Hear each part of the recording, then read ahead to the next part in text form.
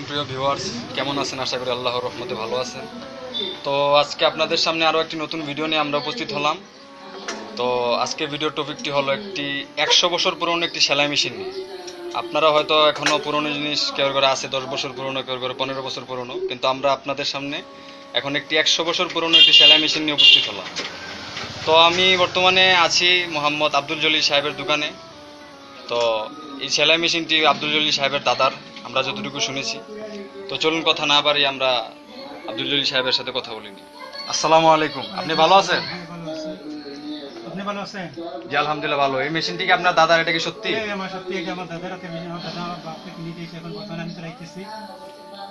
তো আপনার এই পিছনে যে কাপড়গুলো আছে এগুলা কি এই মেশিন নিয়ে ছিলানো? হ্যাঁ, মেশিনে সেলাই। আচ্ছা, তো আপনার এখানে কারিগর কয়জন? কারিগর দুইজন আছে, বর্তমানে একজন উপস্থিত নাই, একজন আছে।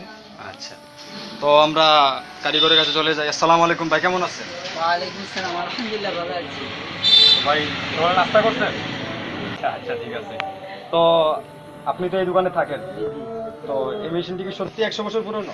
জি জি, নিঃসন্দেহে 100 বছর পুরনো। জি, আচ্ছা, তো আপনি এখানে কতদিন ধরে কাজ করছেন? অনেক দিন থেকে। কত বছর হবে?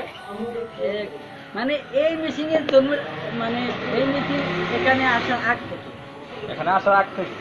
তো এই আপনি, মেশিনের সময় জন্মই হয়নি। তো আব্দুল জলিল সাহেব এটা এই মেশিনে কত বছর? বললাম ধরেন 8 বছর হবে। 8 বছর।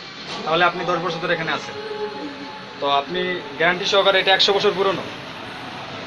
দিতে পারি নিশ্চিত। আচ্ছা, তো ভিডিওটি কেমন লাগলো ভিউয়ার্স অবশ্যই জানাবেন কমেন্ট বক্সে।